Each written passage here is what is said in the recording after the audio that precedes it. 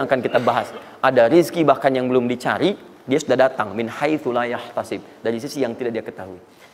Ya, nanti kita lihat dan kita buktikan dengan satu, jenis pertama.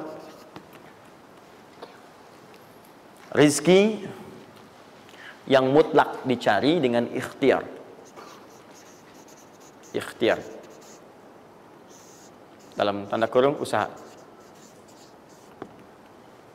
Dalilnya Quran surah 53 ayat 39. Quran surah 53 ayat 39. Ya, malam ini insya Allah saya buka pintu yang pertama adalah pintu ikhtiar. Ya. Ya, jadi antum kalau sudah tahu pintunya, nggak usah dari pintu ke pintu antum mengetok untuk menawarkan nama. Ya. Karena ada yang dari pintu ke pintu, kau coba tawarkan nama gitu. Antum nggak usah gitu. Udah tinggal antum ini kan aja ini. Udah. Satu, ikhtiar lewat usaha. Turunan dalilnya, turunannya. Satu, Quran surah kedua ayat 168. Kalau ingin dipercepat, Quran surah kedua ayat 172. Kalau pengen lebih cepat lagi, Quran surah ke-7, oke dah, ayat 96. Dah? Sampai sini. Nah, kalau terjadi semacam terlihat ya pelambatan, maka ada teori. Jangan dilihat sebagai pelambatan, tapi dilihat sebagai percepatan akumulasi. Ya, akumulasi supaya terkumpul lebih banyak pada saat antum membutuhkannya. Ya, nanti kita lihat dalilnya di Quran surah 46 ayat ke-15. Ya, ini wajib hafal ya. Tenang aja, pertemuan kita berikutnya kapan? Masih 1 pekan. Gampang. Masya Allah. Orang 3 hari apa 200 ayat Al-Imran. Masa sepekan antum berapa ayat sih ini? Gampang ini. Ayatnya juga pendek-pendek, insya Allah. Ya. Sudah? Jangan dulu dilihat, catat aja dulu. Kalau antum lihat sekarang, antum nanti udah ini duluan. Catat dulu aja. Sudah? Sudah ya? Baik, ini udah. Nah, sekarang turunannya. Kan ini baru intinya. Turunan amalannya. Ini wajib antum kerjakan. Satu, di turunan amalannya. Quran surah ke-17 ayat 78 sampai 82. Ini wajib antum kerjakan. Demi Allah saya katakan wajib antum kerjakan. Kalau ini antum gak usah hafalkan untuk dites. Ini gak akan dites, insya Allah. Tapi antum wajib amalkan saat nanti menunaikan ibadahnya. Baca ayat ini. Ya, dites oleh kita sih enggak. Cuman saat antum kerjakan mesti hafal ini saat ibadahnya. Ya. Karena antum akan baca dalam sholat. Ya. Sama aja dong. Ya. Teruskan, terus. Quran surah ke-73 ayat 1 sampai 20. Tidak akan muncul di ujian. Insyaallah. Dah? Teruskan. Quran surah ke-15 ayat 9. Dan Quran surah ke-54 ayat ke-17. Satu ayat saja. Mau 1 ayat, mau 4 ayat? 4 ya, boleh ya? 4 ayat ya, boleh ya? Ayat 17, ayat 22, ayat 32, ayat 40. 4 ayat. Insya Allah saya bermohon kepada Allah 4 ayat ini bunyinya sama supaya memudahkan hafalan antum.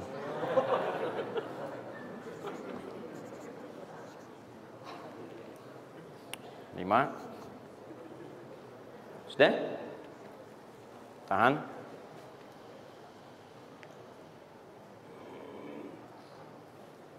Sudah? 5. Amalkan yang Quran surah ke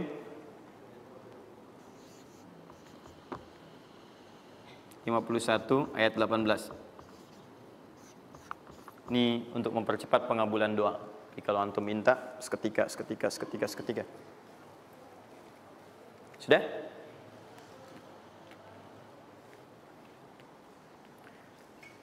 Mau saya kasih bonus gak? Enggak, bonus ini sifatnya spesial. Bahkan ketika antum mengerjakan, rizki itu bisa datang. Dan saya langsung berikan contohnya. Tapi kalau ini saya tuliskan, wajib hafal. Siap ya? Karena ini tawarannya tinggi, ya. Pilih mana? Enggak saya kasih, antum cari sendiri, atau saya kasih, tapi wajib hafal. Boleh? Baik. Dan ini ayat pertama, mana panitia? Lihat ya, ingat baik-baik, ini ayat pertama yang akan menguji. Jadi password kunci pertama untuk masuk pekan depan, ayat yang ini. Quran, surah ketiga Ali Imran, ayat 35 sampai 39.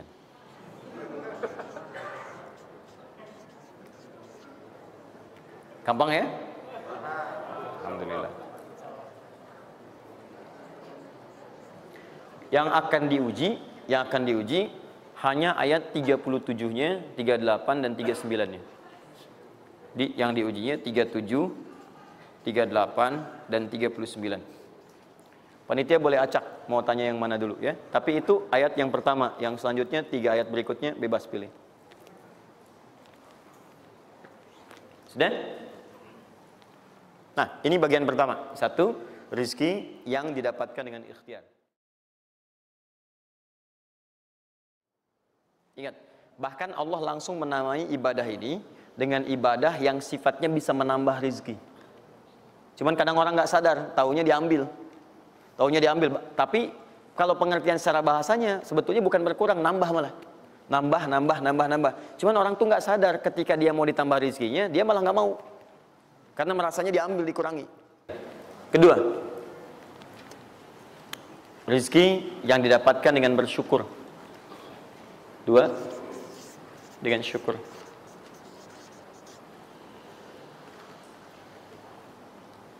Dalilnya Quran surah ke-14 ayat 7. Quran surah 14 ayat 7.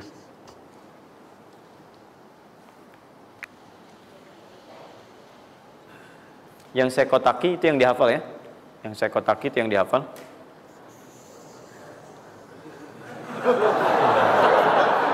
Iya. Enggak, ini inti ayatnya. Saya serius, ini inti. Ini harus ada. Karena ini saya sering katakan ketika Anda menghafalkan, itu spirit ayatnya ada dalam jiwa kita. Kalau bisa udah otomatis gitu. Udah otomatis. Jadi begitu antum mengerjakan itu, antum ingat. Dan ketika antum berniaga pun, antum ingat. Jadi kalau antum sedang misalnya usaha apa, ada sholat tuh, antum refleks sholat. Karena tahu dengan sholat itu rezeki bertambah, bukan berkurang. Jelas ya? Nah, teruskan. Ini Quran surah 14 ayat 7. Saya naikkan ke atas ya. Turunannya. Quran surah ke-9 ayat 103. Saya urutkan berdasarkan amalan. Dan Quran surah 9 ayat ke-60.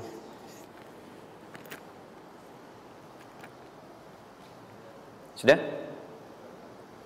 Ingat, bahkan Allah langsung menamai ibadah ini dengan ibadah yang sifatnya bisa menambah rezeki. Cuman kadang orang nggak sadar, taunya diambil. Tapi kalau pengertian secara bahasanya sebetulnya bukan berkurang, nambah malah. Nambah. Cuman orang tuh nggak sadar ketika dia mau ditambah rezekinya, dia malah nggak mau. Karena merasanya diambil, dikurangi. Nanti kita akan lihat. Jangan lu dibuka ayatnya Pak. Ya, itu saya. Nah, tawaran saya yang kedua nih. Ya, ini kan tadi tawaran pertama. Mau nggak saya kasih bonus lagi? Nah, saya serius.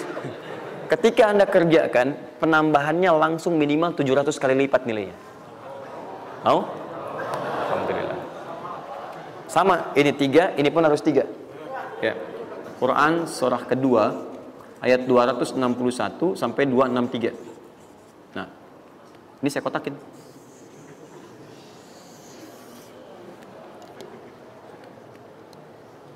Sebentar.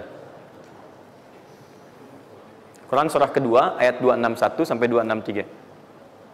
Saya mohon izin ya, saya lihat dulu satu. Supaya nggak online maksud saya. Pokoknya Anda online ada masalah dengan saya nanti. Nanti saya kasih di akhir, rumus cepat menghafalkan. Sudah? Tahan. 2. Nah, yang ketiga, nanti saya simpan dulu aja supaya Anda fokus yang ini dulu. untuk berlatih selama sepekan. Ya, berlatih selama sepekan. Supaya nanti, karena yang ketiga ini lebih cepat lagi. Lebih cepat. Saya khawatir Anda melakukan lompatan langsung pada yang ketiga. Nah, persoalannya kita mesti berurut. Karena yang satu dengan dua ini, keduanya saling bersinergi. Begitu yang kedua udah dapet, yang ketiga lebih mudah. Ya, karena sudah punya kebiasaan dari yang pertama tadi. Kalau saya munculkan yang ketiga sekarang, maka persoalan terbesarnya adalah kebanyakan orang nanti akan meninggalkan yang ini. Ini yang paling bahaya. Semuanya pada di masjid aja gitu kan, dan sebagainya. Jadi nggak ada di kantor kosong, di bank kosong. Jadi hilanglah kehidupan di muka bumi. Ya. Jelas ya? Nanti kalau ini udah enak, nanti saya turunkan ini yang dikejar oleh sahabat kemudian. Sampai Utsman bin Affan, Abdurrahman bin Auf tuh hobinya cuma nungguin tahajud aja. Nungguin tahajud, datang. Bukan nggak kerja, karena semuanya sudah melewati batas ini. Ini udah selesai, mereka pindah pada level yang ketiga. Itu kalau tiap malam lomba, dikisahkan oleh Imam An-Nawawi dalam kitabnya Tibyan, itu lomba dengan Abdurrahman bin Auf, Tamim Ad-Dari, itu tiap malam paling minimal sekali khatam Al-Quran dalam tahajudnya. Tapi dahsyatnya, besoknya, sekiannya itu selalu datang. 60, kalau kita sekarang 60 kontainer datang, isinya emas, perak, berlian, macam-macam. Ya, kebayanglah kalau ke PTM datang 60 kontainer isinya emas, perak. Makanya nggak ada yang dikasih lagi sekarang. Nah, lihat sini, sudah? Saya mulai ya. Nah, ini saya harus selesaikan ini. Kita sepakat dulu sampai jam berapa kita? 11. Oh enggak, kalau Anda mau sampai jam 11 silakan saja. Saya setengah 10 selesai lah. Karena ini pembuka ya, pembuka. Ke depan kita akan lebih kompleks karena saya pengen ini dicoba sampai sepekan. Nanti akan melahirkan perubahan. Karena ke depan kita akan bicara tentang riba, tentang macam-macam ya. Itu perlu lebih fokus lagi. Ini yang dasar untuk sepekan dulu. Siap ini ya? Yuk kita mulai. 1. Rizki lewat ikhtiar atau usaha. Saya boleh teman-teman sekalian buka ini ya? Ini udah? Ya. Udah. 1 yang lewat usaha itu ikhtiar. Ya, buka Quran surah 39, Quran surah 53 ayat 39. An-Najm ayat 39. Wa allaysa lil insani illa ma sa'a. Wa allaysa lil insani illa ma sa'a. Wa allaysa lil insani, bahkan setiap manusia itu, awas, illa ma sa'a, akan mendapatkan rizki, akan mendapatkan hasil dari apa yang telah ia usahakan dengan sungguh-sungguh. Jadi kalau Anda ingin mendapatkan apapun, mau dapat pahala, dapat rizki, dapat ini, dapat itu, maka semua bergantung yang pertama pada tingkat kesungguhan usaha Anda. Usaha yang serius, yang sungguh-sungguh disebut dengan sa'a, yas'a, sa'yan. Sa'a, yas'a, sa'yan.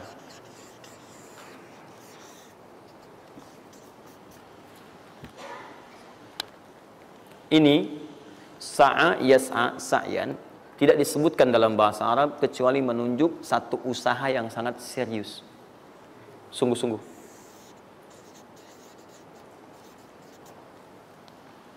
Rizki yang pertama ini sifatnya kata Al-Quran, langsung Allah yang menyampaikan. Kalau Anda mau mendapatkan rizki itu, baik yang sifatnya materi, uang, rumah, mobil, pakaian, makanan dan sebagainya, maka Anda mesti serius usaha. Usaha yang serius. Saya belum bicara bagaimana cara usahanya, tapi Quran ingin membangun komitmen dulu. Anda mau usaha nggak? Anda usaha, saya kasih kata Allah. Jadi kalau Anda nggak usaha, nggak akan turun rezeki. Ya, nggak ada rezeki turun dengan cuman diam aja, nggak ada. Anda mesti usaha. Saat saya berada di Mesir, ada 2 mahasiswa itu saling, mereka paham Quran. Mereka diskusi ingin membuktikan kebenaran Quran. Yang satu cara berpikirnya benar, yang satu keliru. Yang satu berkata, Allah kan sudah jamin rezeki kita akan diberikan, ya kan? Sampai kita wafat sempurna rezeki. Jadi nggak nyari pun pasti dikasih. Cara berpikirnya seperti itu. Ini yang dipakai oleh orang liberal sekarang. Nah, maksudnya logika semacam ini. Yang satu lagi berkata, memang Allah kasih, cuman kita mesti usaha. Dia sebutkan beberapa ayatnya. Yang satu bertahan dengan pendapatnya, dia ingin buktikan, saya masuk nanti ke masjid. Kalau di Timur Tengah itu suka ada zawiyah, tempat-tempat khusus untuk ibadah. Dia masuk ke dalamnya, sembunyi di belakang meja. Nah, di masjid itu suka ada muhsinin, para donatur, yang itikaf kasih makan. Hari pertama semua dikasih, dia tidak karena ngumpet. Karena perjanjiannya nggak boleh ada usaha apapun. Hari kedua dia masih ngumpet, nggak dikasih, semua dikasih yang ada. Hari ketiga sudah lapar sekali, sudah nggak tahan. Begitu udah dikasihkan, yang muhsinnya tanya, hal min akhar, ada lagi yang lain nggak? DKM jawab karena nggak tahu kan ngumpet. nggak ada yang lain. Baik, kalau gitu saya kasih ke tempat lain. Karena beranjak mendengar suara itu, dia langsung kasih kode dengan berdaham. Kaget kan DKM. Begitu dibuka, ada orang ngumpet di belakang meja sudah kelaparan. Akhirnya dia ada orang satu lagi di sini, langsung dikasih bagiannya sampai dengan 3 bungkus. Begitu dikasihkan itu, teman yang kedua tadi yang mengatakan mesti ada usaha, langsung mengejar pada teman yang bersembunyi. Dan dia katakan, kan saya bilang dari awal, rezeki itu mesti dicari, walaupun dengan sama. Saya juga sama, Ustadz pemateri misalnya kan, begitu kehausan ya, dia kan, misal panitia datang, macam-macam lah. Misal tuh. Enggak, itu contoh. Saya nggak biasa ceramah sambil minum. Ya.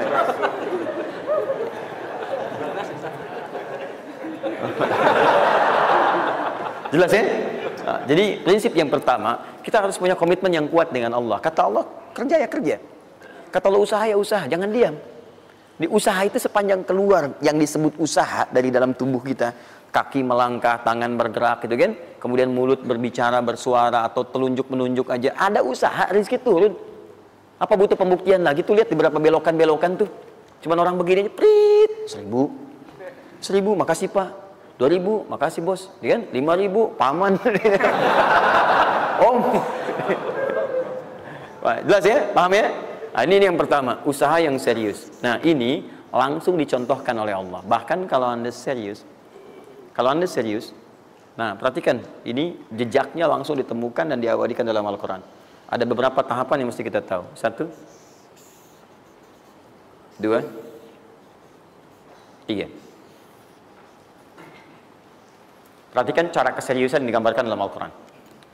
Teman-teman, kalau saya sebutkan sa'ah dalam Al-Quran, mungkin agak banyak kita mencarinya, butuh energi.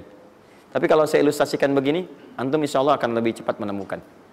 Kalau kita haji atau umrah, kemudian ada ritual setelah tawaf, namanya apa? Sa'i. Apa itu sa'i? Tuh kan, lari-lari kecil. Kalau lari-lari besar, maraton. Kan sudah saya tuliskan di atas. Sa'i itu kan dari sini tulisannya. Ya. Dari mana sa'i itu? Safa ke Marwah.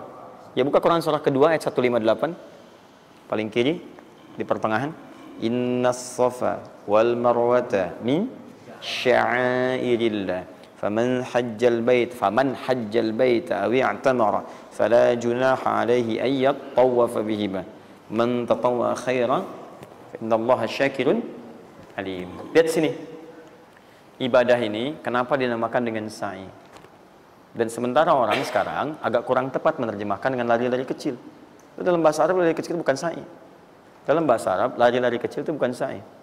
Ingat baik-baik kalimat ini. Kenapa dinamakan dengan sa'i? Karena di tempat ini pernah ada satu sosok yang sangat bersungguh-sungguh untuk berusaha. Sangat serius.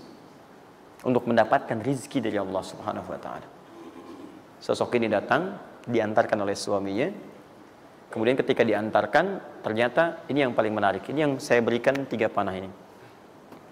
Diabadikan kisah ini di Quran surah ke-14 ayat ke-37. Pertama diantarkan.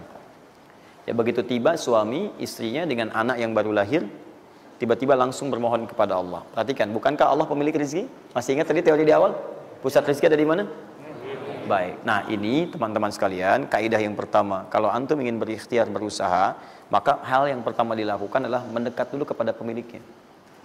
Mohon minta kemudahan, minta petunjuk, minta kenyamanan, minta keberkahan. Itulah sebabnya sebelum kita berangkat, kita sholat dulu. Sholat subuh, sholat fajar, menghadap, usahakan. Makanya Nabi setelah selesai sholat, selalu minta kepada Allah diberikan petunjuk mendapatkan rezeki. Ya, yang di Ibnu Majah nomor hadis 925 itu, Allahumma inni as'aluka ilman nafi'a wa rizqan thayyiba wa amalan mutaqabbala. Minta. Kalau dalam bahasa kita, ya Allah berikan saya hal yang bermanfaat, ilmu bermanfaat dan rezeki terbaik di hari ini. Minta. Nah, begitu sampai beliau bermohon pada Allah, Rabbana inni askantu min dzurriyyati biwadin ghairi dzi zar'in inda baitikal muhram. Perhatikan ya. Ya Allah, saya bermohon kepadamu, Engkau yang merawat kami, memerhatikan kami, memberikan rezeki kepada kami. Sifat rububiyah yang disebutkan namanya Rabb. begitu meminta kepada Allah, ya Allah sekarang saya diperintahkan olehmu, sebagai tawadu Nabi Ibrahim mengatakan, saya menempatkan sebagian keturunan saya, istri saya, anak saya, di satu tempat yang sangat gersang. Anda bayang nggak? Tempatnya gersang, gunung-gunungnya itu, batu-batunya itu rapat luar biasa, kerasnya luar biasa, dan nggak ditemukan sumber air di situ. Artinya, ini kondisi yang paling dalam lah, ya. Kondisi yang paling sulit didapatkan. Jadi selevel tumbuhan pun nggak ada. Jadi saya mau katakan begini, lihat ya, Anda pergi ke satu tempat, Anda berusaha tuh masih ada, Google-nya ada, bangunannya ada, kendaraan ada, modal ada, tinggal kelihatan semuanya jadi aktiva semua tuh, tinggal kita olah aja. Ada orang yang pernah mendatangi tempat yang semuanya nggak ada bahan-bahannya. Bayang ya, kosong. Tuh, saya pernah satu kali waktu ada krisis itu, beberapa ke belakang, itu semua showroom macam-macam itu pada jatuh. Dan saya diundang ke Hyundai untuk ngasih motivasi, ngasih training. Pertama kali saya dibawa itu, teman-teman sekalian, saya dibawa ke showroom mereka, selapangan tuh, isinya mobil semua. Mobil, apa perkataan pertamanya? Kata manajernya, Ustaz, itu biasanya kami kosong nih. Sekarang banyak seperti ini katanya. Mohon nanti diberikan gambaran seperti apa kami mesti semangat macamnya. Saya bilang, Pak, Bapak itu luar biasa ya. Tahu nggak Pak, orang yang pertama kali menemukan mobil, jangankan mobil begininya, bahannya aja susah nyarinya. Masuk kemudian ke showroom aja nggak ada, di belakang rumahnya cuma otak-atik cari bahan macam-macam, jadi yang sederhana. Ya dari situ aja jadi mobil. Bapak sekarang udah ada mobilnya, tinggal dipasarin aja.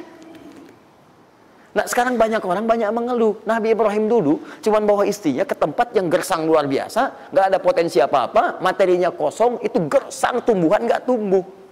Apa yang terjadi? Begitu sampai di situ, satu kalimat ketika meninggalkan Ibrahim istrinya Sayyidah Hajar dengan anaknya Ismail alaihissalam. Maka pertanyaan pertama dalam satu riwayat, ahadza min amrillah, apakah semua ini ketetapan Allah? Maka dijawab bala. Perhatikan prinsipnya, selama ini ketetapan Allah, maka Allah tidak akan menyia-nyiakan saya.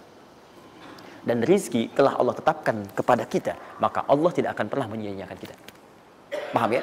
Jadi kalau Anda ditempatkan di kondisi apapun, bahkan mulai belum bekerja, baru lulus kuliah, bahkan mulai baru membuat satu bisnis misalnya, atau macam-macam halnya, ingat, ada yang lebih buruk kondisinya daripada Anda, yang semua bahannya bahkan belum didapatkan, dan dia yakin dengan Allah.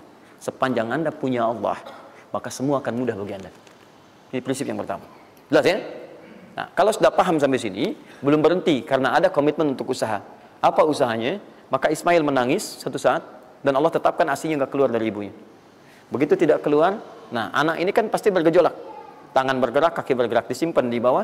Saat bergerak itu kakinya menghunjam ke tanah, tangan bergerak, nggak keluar apapun. Ibunya ini yang menempuh usaha yang sangat serius untuk mencari. Dia tahu kalau cuma diam nggak akan datang. Maka ibunya menerapkan satu ketentuan pertama yang nanti diabadikan dalam Al-Quran, yaitu teori rezeki dengan ikhtiar, mencari cara yang serius. Nah, cuma apa yang akan kita keluarkan saat ini terlepas dari usaha apapun yang Anda kerjakan saat ini. Tapi teori dasarnya adalah ketika Anda menempuh usaha yang serius ini, ada beberapa tahapan yang mesti Anda lalui. Persoalannya, waktu saya sudah habis 9:30. Nah, saya mau minta sedikit aja, boleh nggak saya tambah 5-10 menit? Alhamdulillah. Nah, satu, saya agak cepat ya, saya agak cepat. Satu. Nah, yang pertama beliau lakukan, beliau kemudian mencari itu dengan semangat, naik ke satu bukit. Naik. Bukit apa namanya? Kapan bukit itu dinamai dengan Sofa? Ini persoalannya. Belakangan kan? Belakangan, setelah itu bukit Sofa. Dari mana munculnya Sofa? Sofa itu kan kalau kita gali dari akar katanya, ya berasal dari kata tasfiyah. Ya, Sofa, yasfi, sofyan, wa tasfiyatan, wa sofian. Wasufyanan, kalau pakai sin sufyan, kalau pakai sod sufyanan, sofiyun. Tasfiyah artinya menyaring sesuatu yang kotor sehingga yang bersih aja yang kelihatan. Kalau Anda menyaring sesuatu, saring, bersihnya itu ada, kotornya hilang, dibuang. Itu namanya tasfiyah. Pakai ta, sod, fa, ya, ta. Ini hasilnya disebut dengan sofa. Orangnya disebut dengan Sofi atau Sufi, perempuannya disebut dengan Sofia. Jadi kalau ada yang namanya misalnya Sufi atau Sofia, Artinya orang yang mampu menyaring segala yang kotor dalam dirinya, sehingga yang keluarnya yang baik-baik aja. Kalau bicara, ada yang provokasi, mau ngucapkan yang kotor, dia tahan. Keluarnya yang baik. Mau melihat, ada yang kotor, dia palingkan. Dia yang baik. Itu Sofia. Perempuannya, laki-lakinya Sofi. Ya, atau Sufi. Baik. Nah, Sofa, kenapa disebut dengan Sofa bukitnya? Karena pada saat itu, walaupun tidak ada modal, situasinya sulit, beliau bisa menyaring keadaan dirinya, sehingga menghilangkan yang kotor-kotor dalam benaknya, dan yang ada cuma prasangka baik kepada Allah Subhanahu wa Ta'ala. Maksudnya Pak, kalau Anda ingin memulai usaha, sehebat apapun, walaupun gak ada modal, gak ada apapun, hal pertama, modal terbaik yang Anda mesti lakukan adalah berprasangka baiklah kepada Allah Subhanahu wa Ta'ala. Safa. Positive thinking kepada Allah. Allah sudah janjikan kepada saya, maka saya akan memenuhi apa yang Allah perintahkan. Dan akhirnya Allah memberikan apa yang dijanjikan. Sudah ya? Kalau Anda memulai dengan perasaan yang baik, yang positif, nanti Allah akan angkat Anda berada di puncak seperti Sayyidah Hajar naik ke atas bukit itu. Sudah ya? Dan perasaan Anda pun akan enak. Tapi kalau belum apa-apa Anda sudah negative thinking kepada Allah, maka mohon maaf, jangankan rizkinya, maka usaha Anda pun tidak akan maksimal. Effortnya akan sangat kurang. Anda baru mau ke kantor, terus tiba-tiba melihat mendung, ya, terus orang udah mulai macet, terus negatif muncul di situ, ya, mendung, macet. Terus apakah dengan mengatakan ya, mendung dan macet, kemudian macet itu akan terurai? Mendung itu akan sirna? Tidak. Sampai Anda bikin status pun nggak akan pernah kelar. Ceklik, hari ini Bekasi macet, terus Anda ngapain? Jadi kalau Anda mau mengawali sesuatu, maka positive thinking kepada Allah, bismillah. Allah yang bikin mendung, Allah yang bikin terang. Nggak ada bedanya. Bismillah, saya diperintahkan, saya jalan. Tak bisa, kemudian saya coba cari alternatif. Macam Anda usaha. Paham ya? Nah, kemudian, bukankah seseorang berusaha itu ingin mendapatkan sesuatu? Puncak hal yang diinginkan, yang diharapkan itu bentuknya rizki. Tapi, sifat ingin mendapatkan sesuatu, puncaknya disebut dengan marwah namanya. Sesuatu yang sangat diharap, diinginkan. Marwah. Perhatikan baik-baik. Ya. Saya mau tanya begini. Dari Sofa ke Marwah. Berusaha dengan serius Sayyidah Hajar. Lihat sini. Sofa itu kan di atas kan? Terus turun kan? Turun. Tahan sini. Begitu ke sini, melihat ada peluang di sini. Terlihat seperti ada oase. Maka dipercepat jalannya. Makanya di sini sekarang ada tanda lampu hijau. Ya, begitu nyampe sini untuk laki-laki lari-lari kecil. Perempuan jalan cepat. Ini karena ibadah yang disebut dengan sa'i sering diartikan dengan lari-lari kecil. Ini berlari ini teman-teman, jalan cepat ibu. Ini sesungguhnya awalnya ini melihat di sini seperti peluang ada oase di sini di Marwah. Banyak air. Maka dipercepat jalannya. Sampai di batas ini ragu lagi. Betul nggak ya? Apa cuma fata morgana? Tapi yang paling dahsyat adalah dia memastikan dengan ikhtiarnya. Saya mesti pastikan dulu, jangan menduga-duga. Dikejar sampai ke atas. Begitu kepastiannya tidak ada sama sekali. Ternyata fata morgana saja. Dari sini balik lagi, mungkin di sini ada. Ya, balik lagi ke tempat tadi, balik dilihat sini kayak ada betul di sini. Balik nyampe sini fata morgana. Bola balik sampai dengan 7 kali. Ya, dari sini ke sini 1. Sini ke sini 2. Ini 3, 4, 5, 6, 7. Ingat, Sofa selalu genap, Marwah selalu ganjil.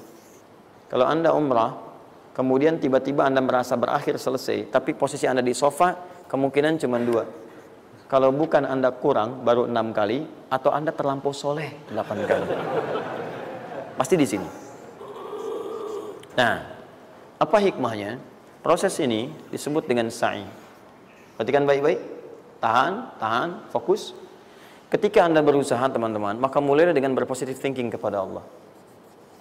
Tapi ingat, usaha Anda tidak akan selamanya ada di atas. Mungkin suatu saat akan turun. Kan? Mungkin Anda ada di puncak. Mungkin suatu saat Anda turun. Mungkin kadang ada di puncak. Kadang stabil aja. Tapi kalau Anda melihat peluang, cepat kejar selama peluang itu baik. Itulah yang dimaksud dengan kompetisi yang sehat. Ada dapatkan kejar. Ada tender, ikut tender dengan cara yang baik, cara yang normal. Ikut. Kalaupun bukan rezeki Anda, nggak ada masalah. Dan jangan pernah macam-macam lah. Saya dah ajar kan nggak pernah nyogok sama malaikat. Malaikat cepat sini dah gitu. Saya kan di sini Nabi gitu kan. Kau minta apa saya kasih. Kan nggak pernah. Ya biasa aja bolak-balik. Ya walaupun mungkin ketika Anda kejar itu bukan bagian Anda, mungkin cuma fata morgana, nggak ada masalah. Saya kasih rahasia besarnya. Sepanjang Anda betul-betul ikhtiar dilakukan karena Allah, maka perhatikan baik-baik. Kadang-kadang Allah seakan menunda apa yang menjadi hak Anda, bukan ingin menunda dan membiarkan Anda tidak mendapatkan sesuatu, tapi ingin memberikan semua nikmat secara sempurna. Karena di atas itu ada nikmat pahala, ada nikmat doa, ada nikmat istighfar, ada nikmat usaha, dan nikmat hasil yang tiada terputus. Tidak terputus. Lihat sini. Kalau antum sehari berusaha, nggak dapat apa-apa. Memang, mohon maaf, hasilnya belum dapat diraih. Belum dilihat tuh. Tapi bukankah pada saat itu, doa antum akan bertambah? Bukankah malamnya salatnya nambah? Tahajud? Bukankah di situ kadang-kadang kita istighfar? Ya Allah. Teman-teman, bukankah istighfar menggugurkan dosa? Bukankah berdoa menambah harapan, mengakumulasikan sesuatu? Bukankah tahajud menambah pahala lagi? Kadang-kadang yang diinginkan oleh Allah pertama kali bukan dunia dulu. Ketika Allah mencintai seorang hamba, dia akan berikan pahala akhirat dulu. Karena dunia itu sifatnya sementara. Hei fulan, kamu kemana aja? Kemarin kamu jauh dari saya, baru sekarang kamu pikir dekat dengan saya. Saya nggak pengen kasih dunia dulu, dunia itu kecil.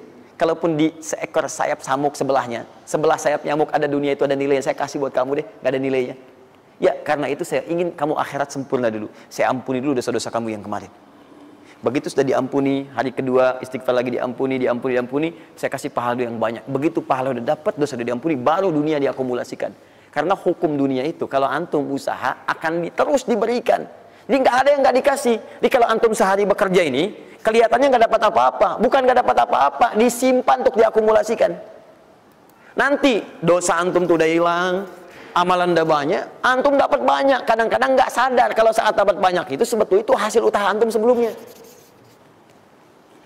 Itu teorinya begitu. Ya, jadi nggak ada yang nggak dapat apa-apa, semua akan dinilai. Sepanjang antum bergerak dikasih, dan antum buktinya hidup juga. Sampai ke hari itu kan masih hidup, bisa makan juga di hari itu, bisa beraktivitas juga, sehat juga dan sebagainya. Belum dapat apa. Makanya kata Nabi, yang hari itu ada makanan, dia orang kaya sebetulnya. Kalau besok masih ada lagi, kaya banget. Antum sampai sebulan masih ada cadangan. Ini kenapa kita mesti berkeluh kesah? Dan belum tentu hidup juga sampai besok. Yang antum mau ngumpulin apa? Nah, maka prinsip yang terbaik adalah ketika antum berikhtiar, ikhtiar usaha yang maksimal. Tapi jangan khawatir kalau antum kerja sehari nggak dapat, 2 hari belum ada usaha. Jangan khawatir teman-teman sekalian. Rumus yang mengatakan semua ketika badan bergerak, maka rezeki dituliskan untuk keluar. Tapi kadang-kadang ada yang Allah inginkan lebih besar dari apa yang Anda harapkan. Apa yang Allah harapkan, ikutkan ke situ, maka Anda akan mendapatkan akumulasi bagiannya. Itu yang dilakukan oleh Sayyidah Hajar. Begitu beliau kemudian naik ke Marwah, nggak dapat, naik ke Safa, nggak dapat. Apa pernah tertuliskan dalam riwayat sedikit aja Sayyidah Hajar mengeluh? Tunjukkan kepada saya kitab mana yang pernah menunjukkan riwayat ketika bolak-balik itu kemudian Sayyidah Hajar berkata, ya Allah, saya kan istri Nabi, saya kesini memenuhi perintahmu, ya Allah, ini udah capek, kenapa belum turun juga? Pernah nggak? Kedua, ketiga, keempat, kelima, sampai ke yang ketujuh. Begitu sampai di Marwah, baru kemudian diakumulasikanlah itu. Apa yang terjadi? Ibunya yang usaha bolak-balik. Airnya keluar dari mana? Anaknya, kakinya kemudian menghentak lagi. Tiba-tiba keluar air dari situ. Pertanyaan saya, ibu yang lebih tahu di belakang. Kan kalau anak itu sedang haus, pasti tangan kakinya bergerak kan? Kenapa saat pertama disimpan bergerak, airnya keluar? Sudah 7 kali bolak-balik, baru air keluar. Saya akan lihat riwayatnya. Pada hentakan itu, ketika 7 kali ibunya bolak-balik, malaikat mengepakkan sayapnya. Itu yang menghantam air dan keluar air. Malaikat yang ditugaskan Allah memberikan rezeki namanya Mikail. Itu ada di Quran surah kedua ayat ke-98. Ya, man kana aduwwan lillahi wa malaikati wa rusuli wa jibril wa mikail. Mikail. Di antara tugas Mikail oleh Allah ditugaskan untuk memberikan rezeki. Yang paling menarik, perhatikan baik-baik. Begitu airnya keluar, ibunya sedang di Marwah, sedang berdoa nih. Makanya kalau sa'i di sofa ngadep ke kiblat berdoa dulu, ke Marwah ngadep ke kiblat berdoa dulu. Begitu sedang berdoa nyampe ke Marwah yang ke-7, anaknya lebih kencang menangisnya. Ibunya mendengar suara nggak biasa, dikejar ke sini. Begitu kejar ada air. Apa kata ibunya? Lihat kalimatnya. Zam, zam, zam, zam. Ibunya tidak mengatakan ijma, tapi zam, zam, zam, zam. Zam itu artinya kumpul jangan berhenti, kumpul jangan berhenti, kumpul jangan berhenti. Sampai sekarang air itu tidak pernah berhenti. Perhatikan. bagaimana akumulasi pekerjaan seorang ibu yang sangat serius menghasilkan rezeki bukan hanya untuk dirinya, untuk anaknya, cucunya, cicitnya, dan berganti generasi sampai kita sekarang. Kita aja ke zaman Nabi Muhammad, itu teman-teman sudah lewat 15 abad. Nabi Muhammad ke Nabi Ismail 29 generasi. Satu generasi bisa ribuan tahun. Nabi Muhammad ke Nabi Musa aja 2000 tahun, ke Nabi Isa 600 tahun. Sekarang ke Nabi Ismail 29 generasi. Muhammad bin Abdullah bin Abdul Muttalib bin Hashim bin Abdul Manaf bin Qusay bin Murrah bin Kilab bin Ka'ab bin Ghalib bin Fihir bin Malik bin Nadar bin Kinana bin Khuzaimah bin Mudrika bin Ilyas bin Salam bin Nizar bin Mudar bin Ma'ad bin Addan bin Adi bin Adri, ya, bin Muqawwam bin Nahur bin Tari bin Ya'rub bin Yasub bin Nabit bin Ismail alaihissalam. 29 generasi. Yang bisa mengulang 29 ini saya bebaskan paspornya untuk menghafal Quran di pekan depan. Silakan. Boleh, silakan. Tapi kalau salah satu tambah satu ayat. Jelas? Terakumulasi. Maka boleh jadi kita berusaha bekerja, sehari belum dapat, 2 hari dagang belum dapat, tenang. Begitu antum 3 hari, tiba-tiba dagangan diborong habis. Itu sebetulnya usaha antum yang sebelumnya. Tapi antum dapat bonus ampunan dosa, pahala, macam-macam. Maka jangan mengeluh. Dan jangan pernah antum sekali-kali, awas ya, awas, mengeluarkan kata-kata yang seakan-akan Allah menghentikan rezeki antum. Maka disitulah kesulitan paling sulit akan antum awali. Ya Allah, apa engkau nggak sayang dengan saya? Saya perlu usaha apa lagi? Kenapa belum diberikan juga? Dan sebagainya. Itu kadang-kadang membuat seseorang kalau sudah kehilangan arah seperti itu sampai meninggalkan agamanya. Itu yang paling fatal. Paham? Quran surah ke-14 ayat 7. Nah, tadi Quran surah ke-9 ayat 100 berapa tadi? 3. Quran surah 9 ayat berapa tadi? 60. Yang bonusnya jangan lupa masih di dalam kotak. Quran surah kedua ayat 261 sampai pinter. Ya, alhamdulillah. Kotak wajib dihafal.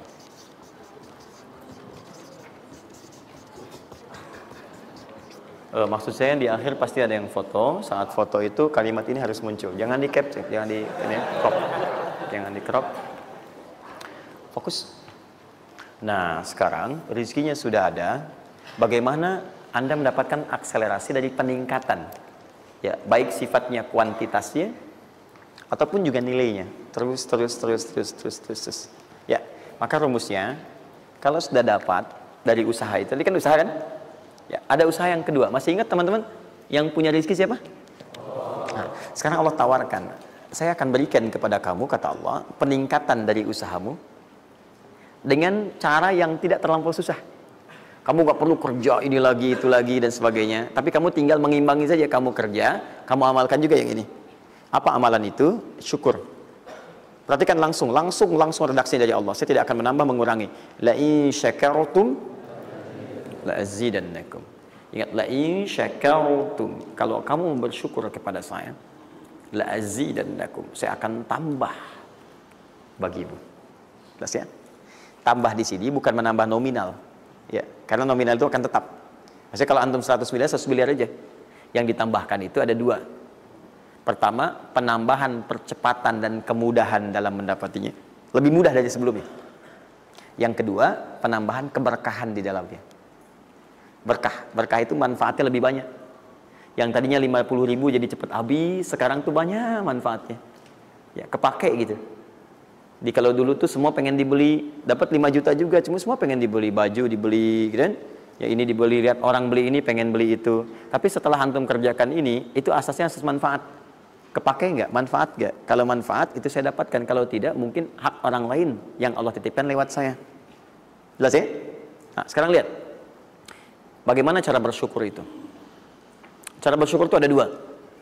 Ya, saya percepat dan di sini kita berakhir. Saya cuma tinggal punya waktu 2 menit lagi, maka saya percepat kalimat saya. 1.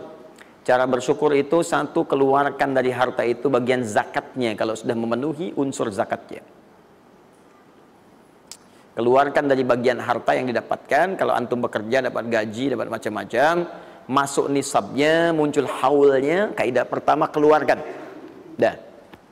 Keluarkan. Tidak usah mikir, nggak usah macam-macam. Dah, 2,5% keluarkan. Itu 2,5% itu paling minimal. Kalau mau 5% keluarkan. Ingat rumusnya, kenapa disebut zakat? Di antara makna zakat itu adalah annama, sesuatu yang berkembang, nambah. Ya. Zakat itu ada at-tahara, ya, an-numu, ya, sesuatu yang berkembang. Di dalam bahasa Arab sekarang investasi disebut dengan an-nama wal istifmar, sesuatu yang diinvestasikan. Jadi ketika Anda zakat sebenarnya bukan mengurangi harta, menginvestasikan harta untuk ditambah. Minimal 10 kali lipat dari sebelumnya. 10 kali lipat. Jadi kalau Anda misalnya keluar zakat, taruhlah misalnya 25 juta, ya, Anda dapatkan. Terus 2,5%-nya diambil dari situ, berapa? 2,25, ya, 2 juta, 2,5. Anda keluarkan tuh, maka Anda pada hakikatnya sedang melipat gandakan harta Anda 10 kali lipat dari sebelumnya. Jadi Anda akan dapat dari situ 22,5 juta. Bentuknya bisa macam-macam. Ingat, rezeki itu kan bukan hanya uang. Tadi saya katakan, ya, bisa jadi proyek baru datang nilainya segitu. Bisa jadi apa lagi? Bisa jadi dijaga kesehatan, nggak sakit selama sebulan. Biasanya cek lab ini itu dan sebagainya, ya kan? Kolesterol macam-macam habisnya segitu. Bulan itu nggak ada apa-apa.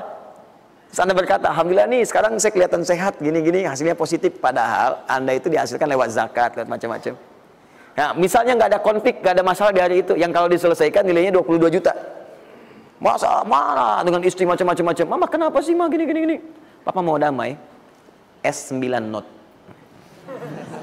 Wah, beli S9 Note, harga 15 juta. Ya, tambah lagi 7 juta, laptopnya misalnya kan, dan sebagainya. Misal, habisnya segitu juga.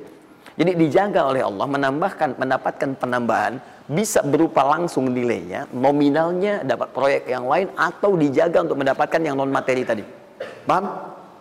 Maka saya katakan pada Anda, kalau sudah ada kewajiban zakat, maka jangan terpikir menunda. Cepat berikan saat itu, maka seketika Allah akan lipat gandakan apa yang Anda telah usahakan itu. Jelas?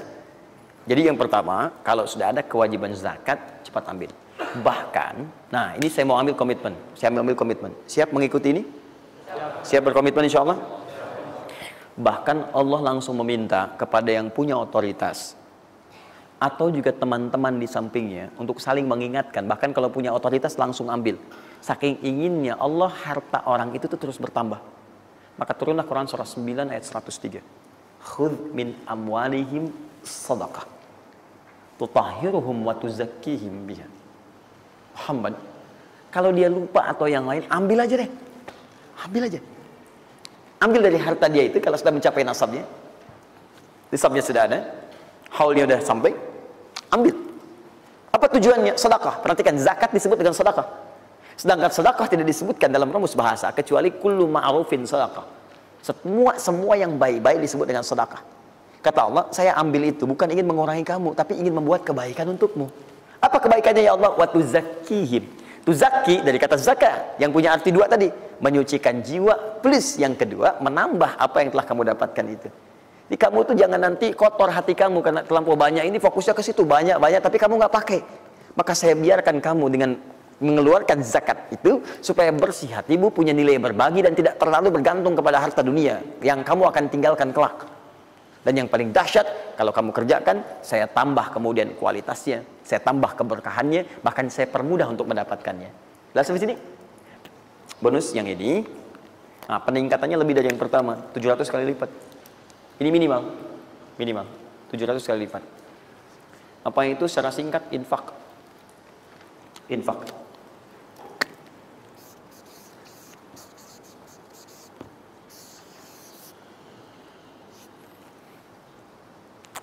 Sudah? Mathalul ladzina yunfiquna amwalahum fi sabilillahi kamathali habba ambatat sab'a sanabil fi kulli sunbulatin mi'atu habba wallahu yudha'ifu liman yasha' wallahu wasi'un 'alim. Sampai ke ayat 263 sampai ke qaulun ma'ruf, ya, dan seterusnya. Lihat sini. Allah tawarkan satu amalan yang dengan ini bisa melipat gandakan sampai 700 kali. Ya, ada yang sifatnya pahala, ada yang lain-lain dan sebagainya. Ya, sederhana. Kalau Anda mau infak, mathalul ladzina yunfiquna amwalahum fi sabilillah. Baik, kalau Anda mau infak, yang infak itu bukan infak biasa, tapi infak digunakan untuk fi sabilillah. Fi sabilillah. Ini bukan zakatnya. Kalau zakat jelas sifatnya kewajiban. Zakat itu nggak bisa nawar, harus keluar. Tapi infak tidak. Infak itu dibagi dua, ada yang wajib, ada yang sunnah. Infak di sini bicara yang sunnah. Ya, infak wajib itu infak dari suami kepada istri dan keluarga. Infak, ya, itu infak. Singkatannya nafkah. Nafkah itu infak. Dari mana dalilnya Ustaz? Quran surah keempat ayat 34. Ar-rijalu qawwamuna 'alan nisa bima faddalallahu ba'dahum 'ala ba'din wa bima anfaqu min amwalihim. Ya, suami punya kelebihan dibanding perempuan, diberikan kekuatan oleh Allah untuk berusaha mencari nafkah. Nafkah itu bahasa Qur'annya infak. Di antum itu memberi infak pada keluarga wajib. Wajib. Ya, enggak apa-apa ibu berdoa minta yang banyak, Bu. Minta. Suami dimudahkan, itu janji Allah kok. Jangan minta sedikit, Bu, minta yang banyak. Minta yang banyak. Karena antum, teman-teman, mencari 1 juta. Tapi ibu menjadikan 1 juta itu cukup untuk sebulan. Itu nggak mudah. Ya, maka berpartner di situ. Ya, suami keluar atau ibu yang berbisnis sekarang dan sebagainya bermohon kepada Allah minta kebaikan. Ya, tapi spesial untuk kepala keluarga ketika dia mencari nafkah itu Allah berikan nafkah untuk satu keluarganya. Ya, kalau ibu yang punya hobi bisnis dan bukan pencari nafkah itu yang diberikan cuma rezeki ibu aja di situ. Ya, sepanjang dia bukan pencari nafkah. Tapi kalau pencari nafkah itu semua rezeki keluarga diberikan di situ. Nah, saya tuliskan dulu supaya fokus ya. Infak. Infak ini kalau Anda mau keluarkan di jalan Allah, maka ada 5 golongan yang utama. 5 golongan. 5 golongan itu, ini masuk ke dalam kotak tadi yang wajib dihafalkan. Tambahan. Quran surah kedua, ayat 215.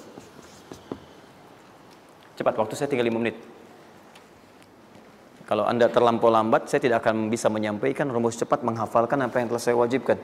Ya, jadi fokus baik-baik. 5 golongan ini Anda nanti lihat Quran surah kedua ayat 215. Yas'alunaka madza yunfiqun qul ma anfaqtum min khair. Kalau punya mau infak, ya, rumus pertama Anda mesti keluarkan yang terbaik. Yang terbaik, ingat, yang terbaik. Kalau uang sifatnya cari, jangan yang sudah kucel, nggak enak dilihat dan sebagainya. Cari yang paling bagus, yang ini itu yang diberikan. Ya, kalau makanan seimbang. Kalau Anda beli sama-sama hangat, jangan yang satu udah dingin, satu ini berikan pada orang, tidak. Kalau pakaian masih layak, bagus ini, berikan. Lihat baik-baik, pada siapa itu disampaikan 5 golongan. 1 lil walidain, orang tua. Orang tua, itu cepat sekali. Anda nggak usah tunggu orang tua nelpon Anda. Karena sifat orang tua nggak akan minta. Cuman kadang nanya kabar, apa kabar, gitu kan? Nah, cuma Anda harus paham kondisi seperti itu. Sama seperti Anda, mama, tahu makan ya nak ya? Lapar ya? Waktu kecil kan begitu. Anda pun mesti bisa baca sinyal orang tua. Kalau udah telepon, nanya kabar tuh. Gak usah ditunggu, begitu Anda ada kelebihan, langsung berikan. Paham ya? Bahkan jadi wasilah nanti lain waktu kalau sudah waktu luas saya berikan gambaran. Bahkan saat susah pun, saat macam-macam pun, itu ada rumus nanti berikan infak pada orang tua. Maka ketika orang tua mengatakan, ya Allah berkahi anak saya, mudah ya, itu langsung mengguncang arsy. Nanti saya tunjukkan hadis-hadis sahih dalam kajian spesifik nanti ketika kita masuk ke dalam babnya. Di riwayat Al-Bukhari dalam kitabnya Al-Adabul Mufrad. Bagaimana perannya orang tua begitu penting bagi keberkahan dan pencarian usaha kita. Ya. Kemudian wal aqrabin, kerabat terdekat. Kerabat terdekat. Kerabat terdekat itu sifatnya ada 2. Bisa kekeluargaan. Ya, keluargaan, anak paman, bibi, ya ponakan macam-macam dan sebagainya. Ya, kemudian bisa juga tetangga kita nih yang samping-samping. Aqrabin, yang paling dekat dengan kita. Mereka itu sangat menentukan. Kalau antum nggak perhatikan, berbahaya juga bagi kehidupan antum. Antum sukses di kantor, tapi nggak perhatian sama tetangga. Begitu ada maling macam-macam, malah didorong tuh sama tetangga. Biarin aja, habisin. Bukan, memang nggak pernah perhatian sama kita, biarin aja gitu kan. Nah itu kan yang repot ya. Wal yatama, anak yatim 3. Yatim itu cepat sekali. Tapi jangan berlebihan. Ya nanti saya terakhir saya tutup lah. Yatim, wal masakin, orang miskin. Wabnis sabil, orang yang kesulitan di jalan. Ya, orang yang kesulitan di jalan. Anak siapapun dia, sepanjang dia sedang kesulitan, sifat orang kesulitan itu kalau dibantu, maka suara dia itu akan langsung memberikan jawaban kepada Anda. Jelas ya? Baik, tahan sini, tahan. Fokus teman-teman. Termasuk Ibnu Sabil di situ nanti, itu ada yang diartikan dengan orang-orang yang semacam belajar. Ya, kalau di luar itu banyak yang kayak ngasih beasiswa ke orang yang belajar, yang sebagainya. Ada yang pengajar, ada yang macam-macam. Itu cepat juga itu. Nah, mempraktekkan kelima itu pakai rumus yang ini yang tadi, yang 261, 263. Lihat ya, lakukan karena Allah, bukan karena yang lain. Paham ya? Dan melakukan karena Allah itu diarahkan untuk mendekatkan diri kepada Allah. Lihat cara infaknya. Misal, antum ingin ngasih misalnya kan? Nih, saya mau ngasih pakaian yang Allah sukai. Kasih baju koko, kasih sarung, ya kan? Misal kalau dia mau sekolah, kasih perlengkapan sekolah, berikan mushaf, berikan mukena, berikan macam-macam ya untuk misalnya biaya sekolahnya. Kalau bisa bergantung pada antum, sekolahkan ke tempat yang Allah sukai dan sebagainya. Itu cepat sekali investasinya. Dan pahalanya nggak akan berkurang, ngalir terus. Jadi kalau dia baca Quran, antum dapat pahala dan seterusnya. Dan itu sampaikan dengan cara yang bijak. Kalau sudah ngasih, saran saya lupakan. Jangan diungkit-ungkit, lupakan. Makanya bahasa Qurannya qaulun ma'rufun wa maghfiratun khairum min shadaqatin yatba'uha adza. Kata-kata yang baik, ya, dan maghfirah, permohonan ampun, maaf. Ya, kalau nggak bisa ngasih minta maaf, langsung kemudian lupakan. Jangan diungkit-ungkit, jangan macam-macam supaya tidak hilang pahalanya. Begitu sudah itu dilakukan, itu lebih bagus. Bahkan saat antum nggak punya pun berkata baik lebih bagus daripada ngasih tapi seringkali diungkit-ungkit atau dengan kalimat yang tidak menyenangkan. Dikasih, gitu kan? Aduh, Mas terima kasih ya sudah dibantu gini-gini. Nggak apa-apa. Itu kan rezeki cuma titipan dari Allah. Hak ibu juga, hak kita bersama. Ibu kan miskin, misalnya. Itu paling nggak enak. Ya. Dah cukup. Saya tutup. Ini yang saya mohon maaf ya, mungkin teman-teman yang lain punya kebiasaan. Saya tuh kalau ada ulama atau yang lain baik, saya contohkan dari sana. Tapi kalau nggak ada, atau ada pengalaman kita yang baik, yang kira-kira tidak menghadirkan perasaan yang berlebihan, saya bagi, mungkin antum bisa ikuti. Nah, saya coba membiasakan yang orang-orang dulu biasakan, guru-guru saya biasakan. Dan itu pengaruhnya sangat dahsyat. Kalau antum mau lebih cepat lagi, biasakan begini.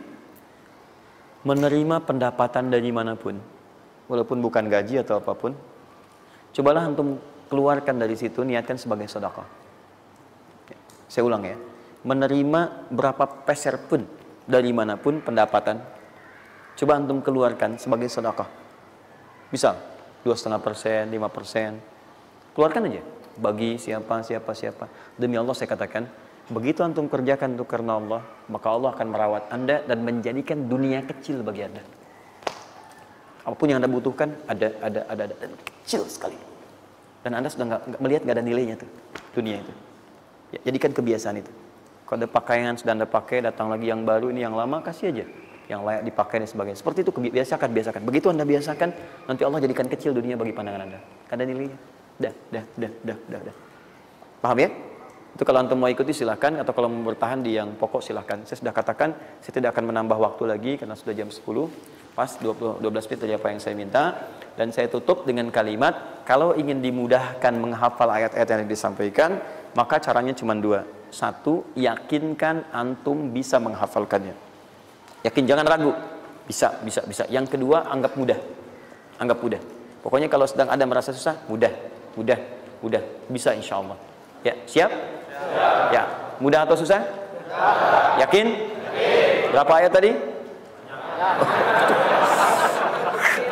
Sedikit. Itu banyak tuh jadi susah. Saya ulang, jangan pulang. Mudah atau susah? Yakin? Berapa ayat? Luar biasa.